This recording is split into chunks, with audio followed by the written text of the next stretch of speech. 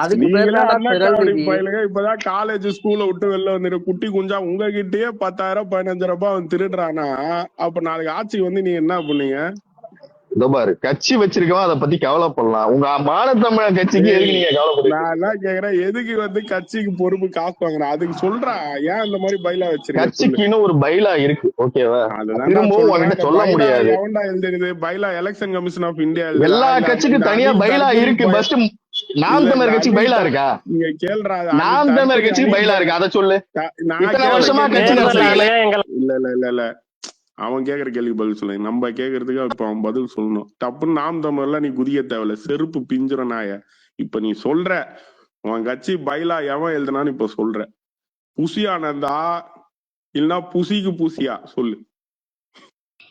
மானத்தமிழன் சொரிநாய் எழுதினான் சொல்றா. அதான் மானத்தமிழன் சொரிநாயன் ஒருத்தன் சீமான் ஒருத்தன் இருக்கான்ல, அவன் தான் எழுதுறான். உங்க கூட பத்திவா சேர்ந்தா எனக்கு அப்படிதான் வருது. பாருங்க.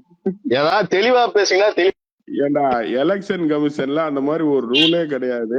பைலா எழுதிட்டு கட்சிக்குன்னு பைலா ஒண்ணு இருக்கியா? பஸ்ட் அதை படிங்க. இருக்கட்டும்டா. டேய் இரு. அதுக்கு பேர் தான்டா திரள் நிதி. அறிவு கட்ட முண்டம். அத திரள் நிதி கட்சியின் வளர்ச்சி நிதி தான்டா வாங்குறது திரள் நிதி. அறிவு கட்ட முண்டம். இப்ப ஏண்டா வெக்கம் கட்ட நாயே, அந்த பைலால ஒண்ணுதான் திரள் நிதியும். இரு உண்மை வெளில வந்தோடனே கதறாத. இருங்க. திரள் நிதினா கிரௌட் ஃபண்டிங், ஓகே. டொனேஷன் ஆஸ்பெக்ட்ல அது போயிடும். Crowd funding. இப்போ பொறுப்பு போடுறதுக்கே ஒரு அண்ணாக்கா அப்படி நீங்க உங்ககிட்டயே 10,000 20,000 வாங்குறானே, ஏன் வாங்குறான் அது சொல்லு. நீ மத்ததெல்லாம் நீ போவாத. மானத்தமிழர் நாம் தமிழர் கட்சிக்கு பைலா இருக்கா? பஸ்ட் அதை சொல்லு. நான் கேட்டது பதில் சொல்றா. எதுக்கு வந்து 10,000 20,000 வாங்குற? சரிம்மா, உங்க கட்சிக்கு பஸ் பைலா இருக்கா? மானத்தமிழர் ஒரு கட்சி வச்சிருக்காரு, அது பைலா இருக்கா?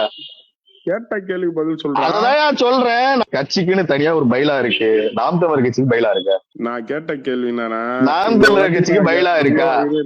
தெளிவா கேக்குறேன். இன்னொரு வாட்டி நீ வந்து தேவையில்லாம இப்படி பேசிக்கிட்டு இருந்தா உங்க அம்மா சிலுக்குன்னு சொல்றது தவிர எனக்கு வேற வழி இல்ல. இப்போ உங்க கட்சியில இப்ப காசு வாங்குறதுக்கு பைலா இருக்குன்னு சொல்றேன். இந்த பைலா எழுதுன திருட்டுனா யாருன்னு நான் இப்ப கேக்குறேன், நீ சொல்லு.